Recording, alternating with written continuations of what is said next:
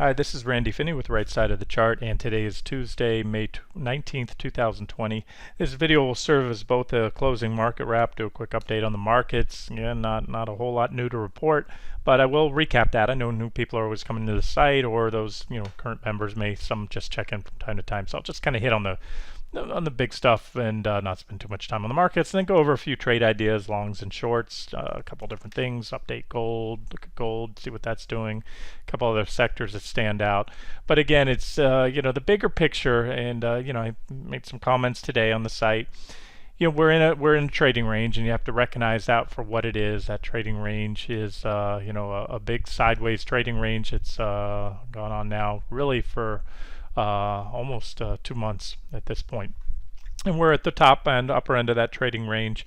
And so we had back here, when we topped on late April, we're down below where we were back then. Basically been trading around that level for the last few days. And remember, we're looking at a 60-minute chart here, but that's why I always I always keep in mind what's going on in the longer term time frame. So this isn't just a random stopping point for the rally back here on April 29th and then these subsequent tags. It is, I believe, much more has much more to do with the posture of the S&P 500 out on the daily and even weekly time frames, and this board shows it well. You have the 61.8% Fibonacci retracement level. For those not familiar what that is, Fibonacci's there's some key percentage retracements of that you look for and traders look for on rallies, counter trend rallies in a major downtrend, or pullbacks in an uptrend, things like that. And this is the 61.8 here, and that's again from the highs, the all-time highs in late February down to the March 23rd lows. And so we hit it there back on April 29th, and we've hit it several, 1, 2, 3, 4, several times since, and that's what we continue to trade around. And remember, on a daily chart, these levels don't have to be to the exact penny. In fact, I went through in last couple weeks, or over the last few weeks, I did some long-term videos comparing the previous bear markets. And again, I'm going over the assumption until proven otherwise that this off the March 23rd lows is simply a bear market rally with in a larger bear market that had the first wave down here. And by most metrics, just about all metrics I follow, which are things such as the percentage retracement. I think people get caught up in the scope of the move. And even when we were heading down here, I had said in those videos, you're going to get a bear market rally. When the first true bear market rally comes, you're going to towards the end of that bear market rally, you're going to be convinced, a lot of you will, that it can't be anything more than the road to new highs. It's going to feel bullish. It will be bullish. And look, bear market rallies, I've always said this, they're phenomenal to trade because they're very powerful. The biggest moves in the market, up and down, the most powerful rallies over the shortest period of time, that is, come in bear markets. They don't come in bull markets, other than maybe the explosive move off the bottom once the bull market's over. All right, so that's it. So 61.8, and again, to put it in perspective, because we're coming off one of the largest bull markets in history, these waves are much larger, and that's just a kind of a result of years and years of the Fed and global central banks pumping, blowing this giant bubble, liquidity bubble, and credit bubble that they have, and that's what's led to the outside gains in the last bull market, and these oversized swings since then. In other words, that big leg down. It's kind of scary when you think, the first leg down and what may prove to be a larger bear market being 36%. If that's just a sign of things to come, and the counter trend rally, again, is just relative to the size of the drop down. That's why this 61.8% fib tells you, hey, that's typically where the initial kickback rallies in previous bear markets have ended, around there. And then you have the 200-day exponential moving average in red, does just a phenomenal job. In those previous bears tested it, and the 200-day simple. If the S&P wants to pop up a little bit more, there's still that 200-day simple moving average, which a lot of traders will look at. So that's it. Almost 3 weeks since we first tested it. 21 days, 3 weeks since we first tested it there. And that's it. So far, we've yet to get through it. Doesn't mean we can't. Nobody wins at this point. It's a little too early to say, but just another failure there. Let's talk about the oh yeah, and I mentioned this too on the front page this morning. It kind of shows you the nature of this. It's not just a tight sideways trading range, it's a fairly large one. This right here was a 7.22%, over 7% drop right here last week, 2.5-day drop, and that was the biggest correction or drop the market had in 2 months at the time, and that was followed just a couple days later with yesterday's big gap up, which was the single biggest daily gain in, I think, 6 weeks is what the headlines say. So that's it. Welcome to Chop Fest, and if anything significantly changes, I'll let you know, but as of now, that's it. We're watching those levels. That SPY 60-minute, the official SPY trades still have these 4 targets here. I still very much think they'll be hit, and whether we get stopped out or not, I think it's coin toss odds still at this point. We had a nice reversal today before the close. It did do a little bit of technical, damage, nothing major. It's just trend line right here. I have a minor trend line that was taken out. And here, let me turn off that's showing you the after hours trades there. That's what happened into the close right there with that big red candle. Once this trend line broke right here, the trend line off the lows, I think this chart was posted on the site earlier today with that trend line, and this is just the after hours. Forget about that little green candle. You get these wonky little moves that that's not where the S&P is traded. It might have printed one trade there, but you could see on a 1-minute chart you're going to get those kind of little weird candles, but this is it. We kind of dumped into the close, and this is where we've been trading since, in this shaded area. All right, let's not focus too much on the very short-term stuff, but what it is, it's another failure, and this one a little more impulsively than the last two. Actually, the first time we hit it, we had a gap down the next day and a pretty big correction. I should take that back. We had an impulsive rejection off the initial test of the 200-day back then in April 29th, and lately we've been testing it, and as I think I mentioned today, what you want to see is either a very impulsive breakout to be bullish and a sustained run, something that would take out the divergences. In other words, the bulls want to see that, and I would acknowledge it. That would help the bullish case. Take out these negative divergences, clearly put the 200-day in the rearview mirror. Again, not these little slight moves above and crosses below. Those don't really count. You want to see a solid daily close. So as of today, we have a rejection there. It's very short term. And maybe we'll continue to build on this. I suspect we will, because we're at the top of the trading range. We had a sell signal on SPY right there, as you can see that breakdown in the final minutes of trading today. And as I mentioned before, I think yesterday, you have this big old gap right here. That would be a logical target. This is the first support. It's right about 289.90, but then the bottom of the gap from the other day is all the way down to 286.33. So if you're just trying to swing trade within this range, maybe a very active trade, that's certainly a level where a reaction is likely. But if you take a step back and look at the bigger picture, maybe we go all the way back down, and I suspect we'll go back down and then some below the bottom of the range, and I'm going to box it in for you again. The bottom of the range is not as well defined as the top recently, so I can either box that range there or the larger range back here where we had a couple reaction lows, and you can see those levels right there.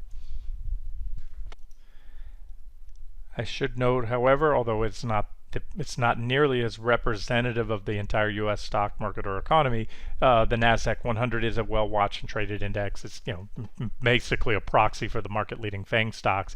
Pardon all these extra lines on here. This is the one I'm looking at. It closed right around on this comparable trend line. So you need to see a little more downside there. Today put in a marginal new high, meaning slightly above the previous one, and it's still just an extension of the existing divergences.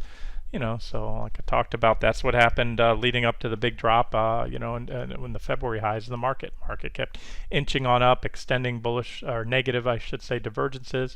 There's a bearish PPO crossover or potential right there on the Qs. So a little more downside, and there's the Qs also, if you're looking for at least a near-term target, would be a gap backfill. But again, because of these big divergences, My preference would be, again, this is just how I'm positioned. You might be, if you're bullish on the markets and you're looking to, the markets to go to new highs and beyond. Oh, go in. You can step in and buy either a test to the top of the gap or the bottom of the gap. That's what I think I'm pretty good at, is identifying the levels that are likely to show a reaction in the market, and so there's levels you can step in and buy. However, yeah, I think there's a potential for more downside. So my preference would be, on anyone that's short or about to short the markets, maybe on a little more downside, would be to just ride out any counter trend bounces and trail down a stop and maybe go for the much larger move. In other words, these divergences, should they play out, they could then send QQQ easily way back down here. Ultimately, I still think whether it's going to happen before we go up a little more or not, I still think we will undercut, at very least test, whether it's a near test or an undercut of those highs back in March. And that's a long way down, especially in the Qs, to get back down there. You're talking about 27% just to get back there if we do. So, that's the way I trade sometimes. It's called a runner trade. Instead of just trying to short and game a quick buck on a gap backfill or move to that previous reaction low, or here's a fairly significant support, I should say, around 211.25. What you do if it starts to go down, you just periodically lower your stops. You got to give it room in this market. If you're trying to capture the bigger trends, meaning you can't run a 1-2% stop on the Qs, they're going to take you out in the back and forth noise. All right, let's get away from the broad markets, although we'll look at the futures because of those. That's something I like to always touch on. Just to kind of follow through to last night's charts and this morning's, we had these uptrend lines, and this is NQ, by the way, if I don't mention, 60-minute chart in the NASDAQ 100 futures. We had these minor uptrend lines with a sell signal to be triggered on a break below them, both NQ and ES. We got that. We broke down and back tested and then reversed. And as I said this morning, and this still holds true, we need to see about 9,300 go. That's a nice little near-term support shelf. And as I mentioned in this afternoon's video, if that goes with conviction, in other words, we get a breakdown, and this little breakout here above this previous reaction high will then be a failed breakout, and that's going to be pretty bearish, and that should usher in some selling as the longs that took the breakout exit, momentum players exit on the long side, and then shorts, active traders that are flexible traders like myself that'll go long or short will pile in or add to their positions if that happens. So we need just a little more nudge, if you will.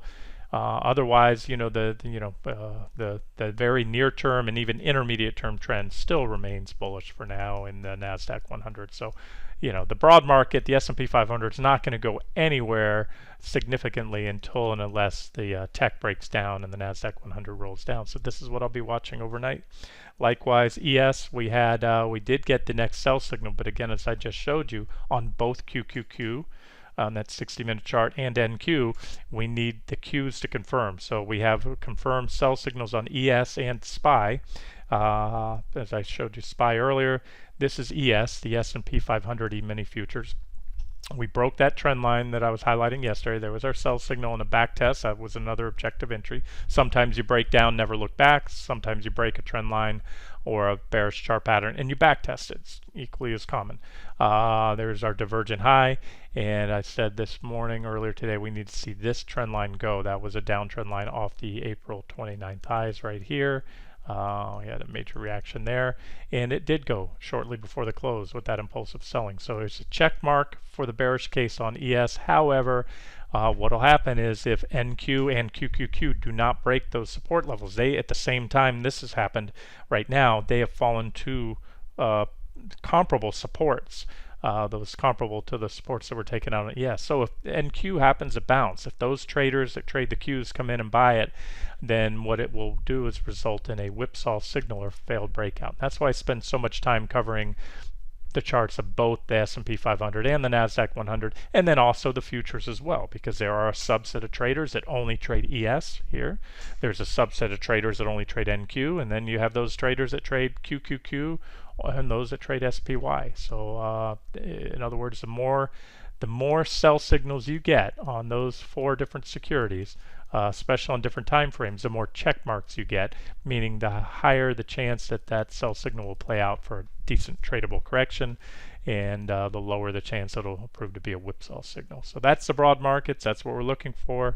Check marks on the S&P 500.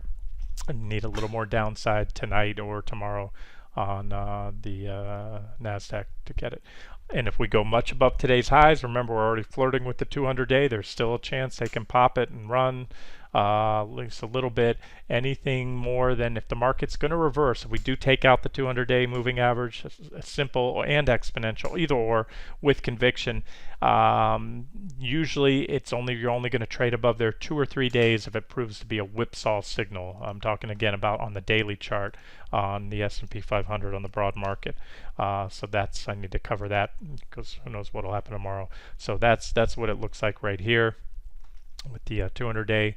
So any breakout, should we get it at this point, power looks like this or this, to keep the bearish snare alive, it needs to fail usually within the next few days, no more than usually a week or less, under a week of trading above there. And again, I'm going off historic numbers. I'm going off experience. It happened back here. See, you pop the 200, that's stop clearing runs. Bulls rejoice because the 200's been regained. The longs pile in, shorts capitulate, but then boom, the big drop comes. So that's what I'll be looking for here. And we don't have to pop it that much. I'm just saying that's kind of like that's right here. Draw like the OK zone. Anything much above that really starts to open the door for new highs, I think, if you get a sustained break there. So these are the things I'm watching for. And the bottom line is we are at, you may be getting frustrated with the market, whether you're long or short, because we've gone nowhere for weeks now, but we're at a pretty critical technical juncture, a battleground between bulls and bears. And nothing's changed in the way I think it'll resolve, but there are no guarantees, so let's just watch those levels. All right, what else is there to trade? Let me start out with some longs for those of you who are bullish.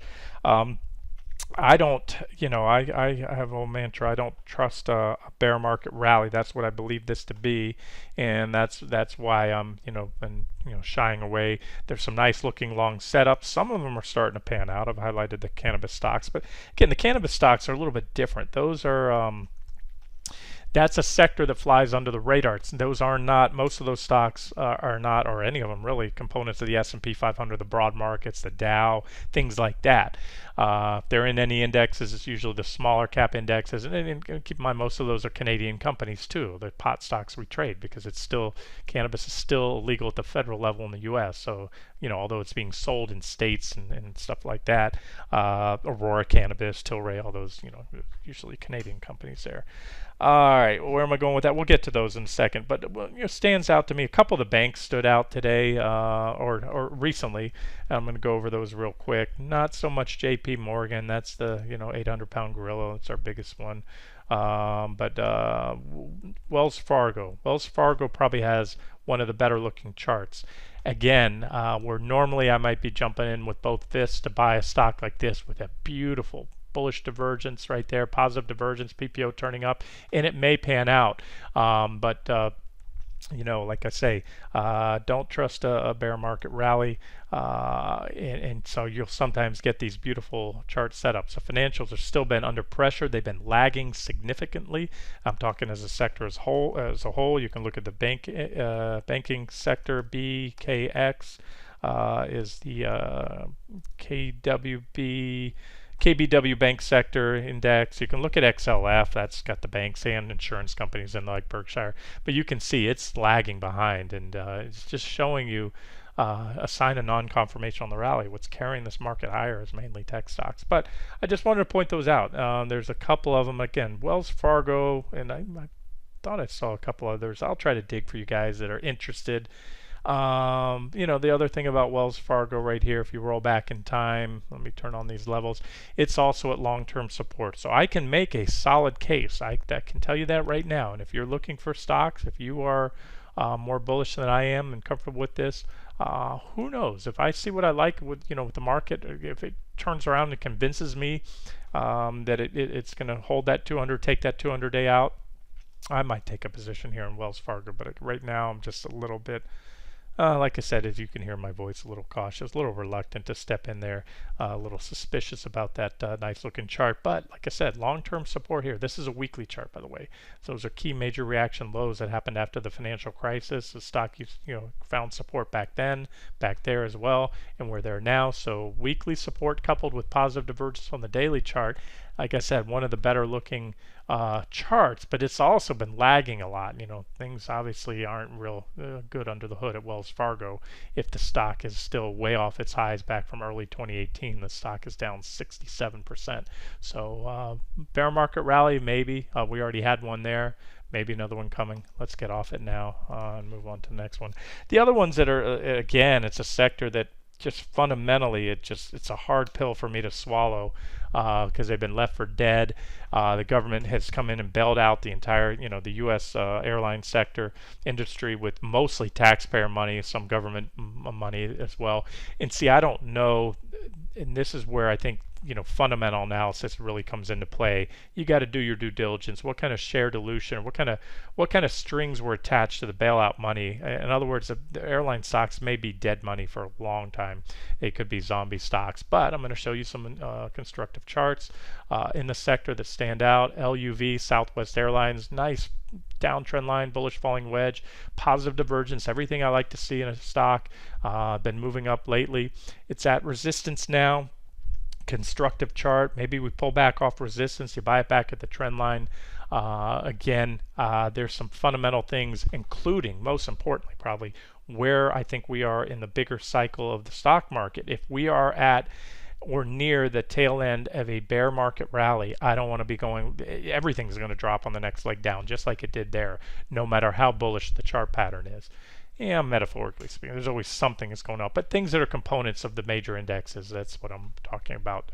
Those will come under selling pressure. But again, I do this because I might be wrong. Maybe this market's going to new highs or close to them. And even if we, even if the S&P doesn't make a new high but comes damn close to it, Delta can rally 22, 30, 36% up there. I'm just holding levels that I'm just eyeballing that the stock might rally to. But nice positive divergence. But I always say this, divergence is not a buy signal. It's merely an indication of a trend reversal. So what could happen here?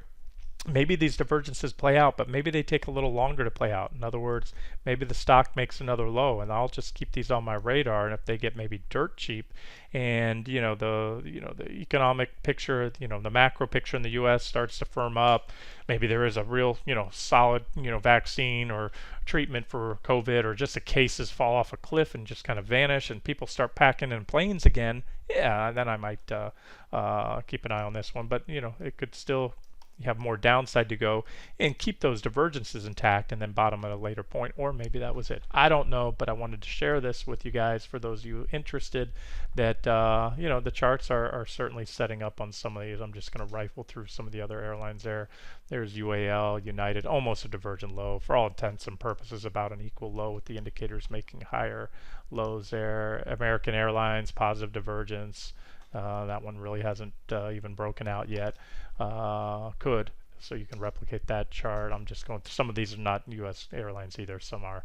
There's JetBlue, Allegiant. Same story. Not all, but most of these have positive divergence. Like Spirit right here. SAVE is the symbol there. And there's a Lion Mesa Air Group. That's it. I think that's it in my watch list there. All right. What else do I want to talk about? The cannabis stocks. Just rifle through a few of those.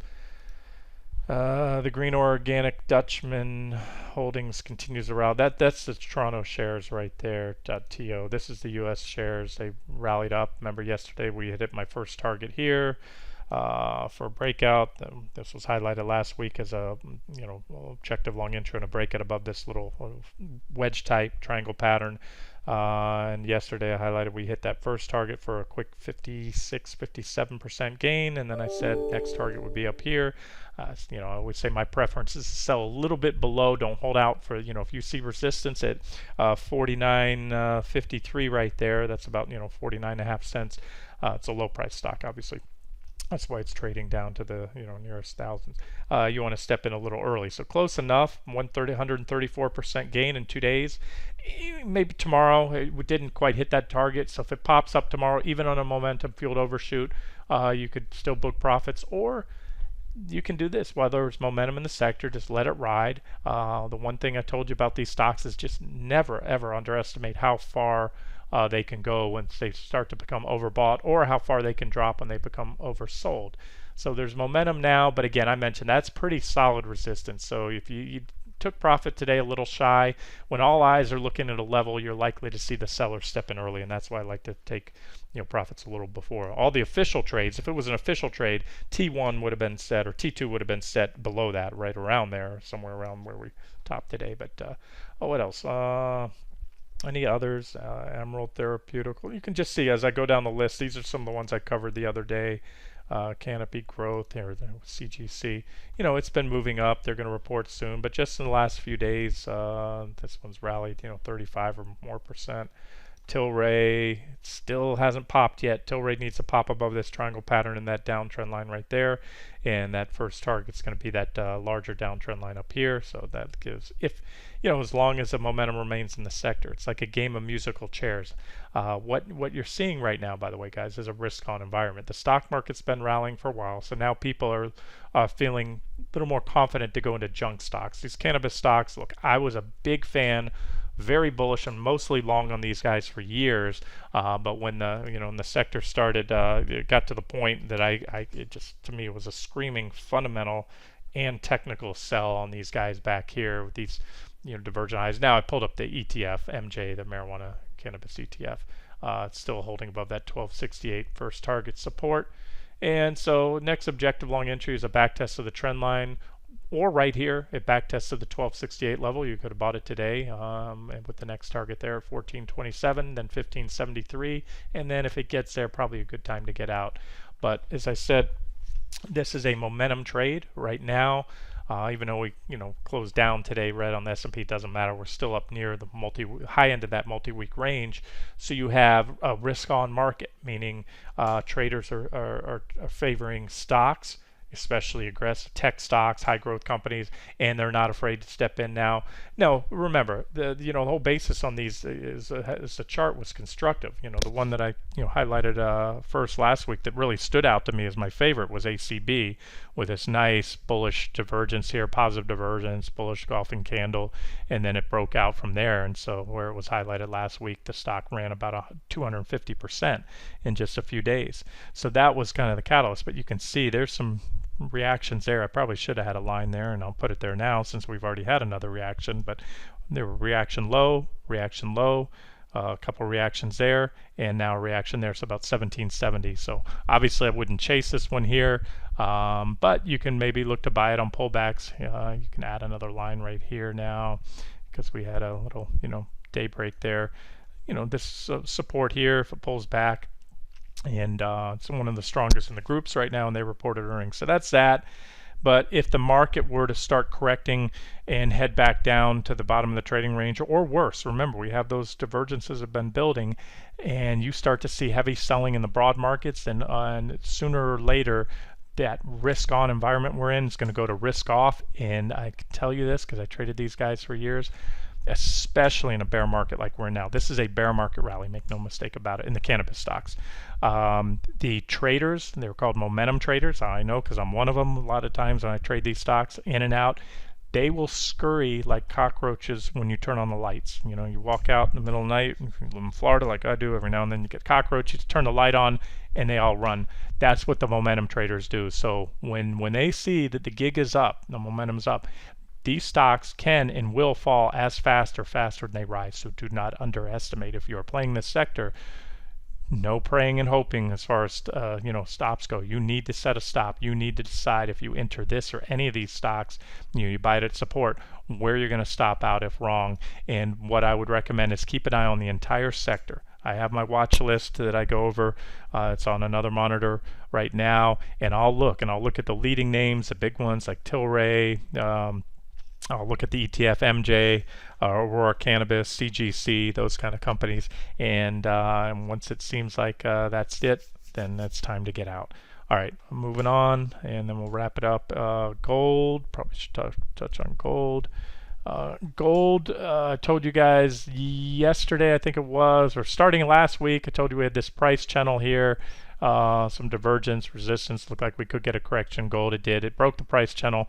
I mentioned covering my short there at 1735. I said that may be it, and it was really the bottom of my, or top end of my pullback target. It went down to the next target there at 1728, next support you can see, and bounce. What you had here was a foiled bear flag. I kind of highlighted this as a potential bear flag pattern. Right there, some consolidation. I'm trying to do a line tool here. Boom, and it looked like we were going to get the real deal. It broke down, but then it hit that support 1728 and it bounced, so it foiled that. So that's somewhat bullish. And so near term, look, the charts, I am still what I was for a while now, cautiously bullish on gold right now. My active trading account, I'm out after covering that short yesterday, and not yet ready to go back in. I have long-term positions in gold. It's been a core holding for a while now in my long-term accounts. But what I was getting at here, silver I think has more downside now. Silver, I pointed out just a few weeks ago when I started becoming most recently near-term bullish on the metals. I mentioned this pattern here. We had a breakout here. And at the time, breakout in a back test, that was your first objective long entry, second one on the back test of this little wedge pattern.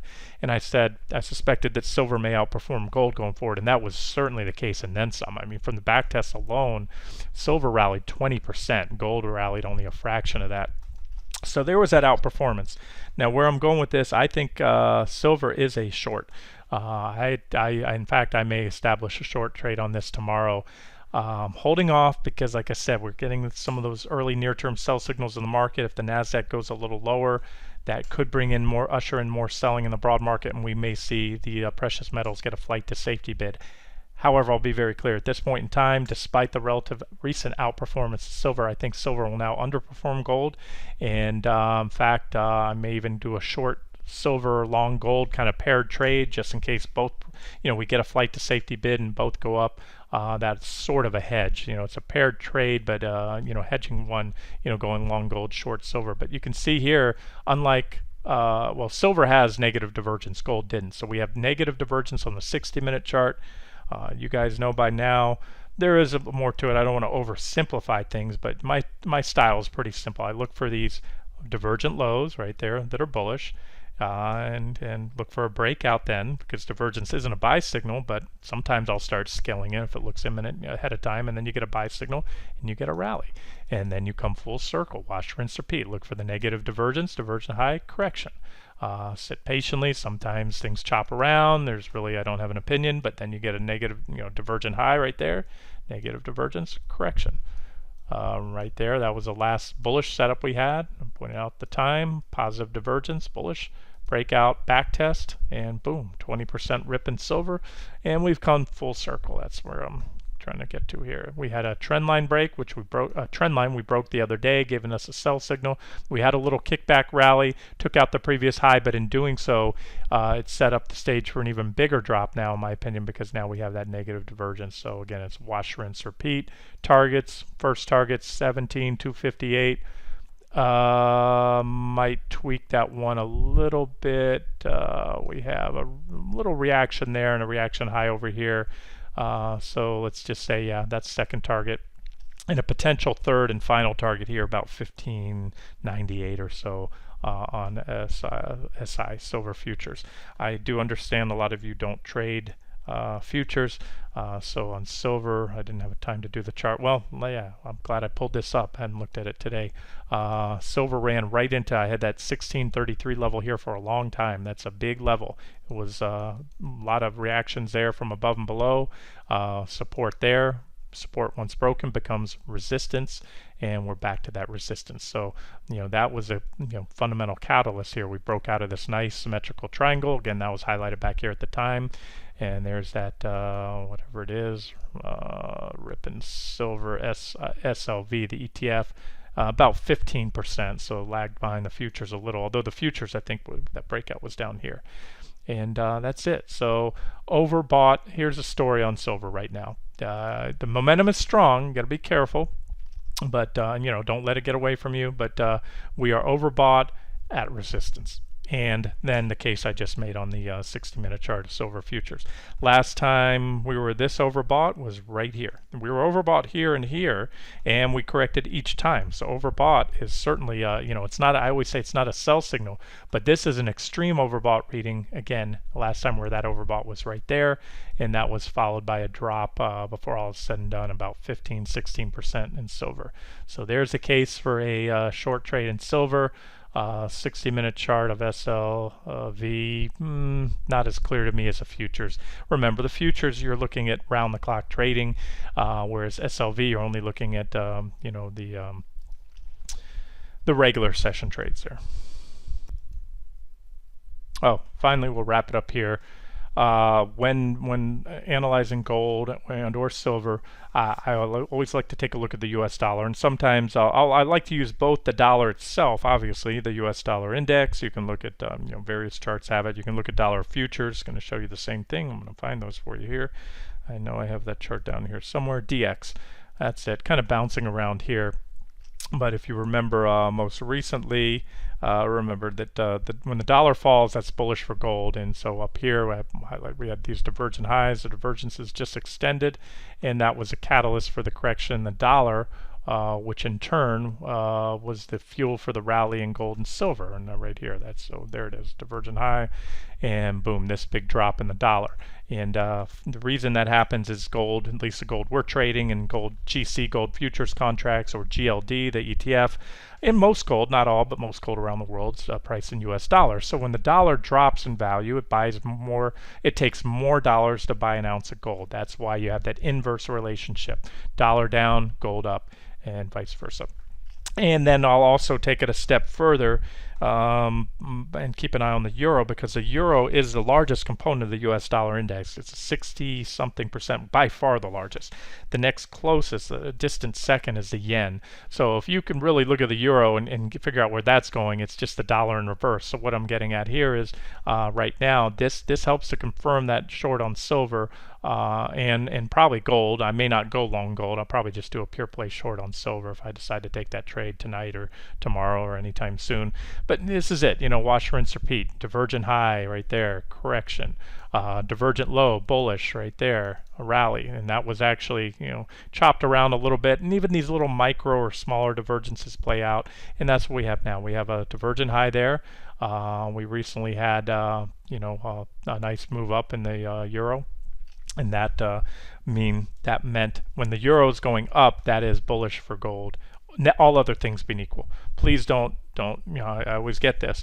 Oh, Randy, well, the euro rallied here and we didn't go up or down in gold. I'm talking generally speaking. There are other factors that affect the price of gold, supply and demand factors. Buying for flight to safety risks, sometimes a flight to safety bid, I should say, when the markets are scared, or the stock market's rallying, then money's coming out of gold. Demand, gold has industrial applications. It's a precious metal. It's jewelry, all kinds of things. So those will impact it, but in a vacuum, if you froze supply and demand, there's a direct correlation between the dollar and the price of gold. So all I'm trying to say is it certainly puts what I like to see is I like to make a bearish case on the euro and a bullish case on the dollar, which is one and the same, in order to confirm bearish analysis or bearish setup on gold and or silver, and that's what we have right now. So again, I think the case can be made. Should the euro make one more thrust up, maybe to that 109, 110ish level, if it did it anytime soon, it's simply going to extend the divergence, and it's not even close to taking that out. So that's a possibility, and I just wanted to say that wouldn't, at least not initially, if it's just a marginal new high or a slight new high, that's not going to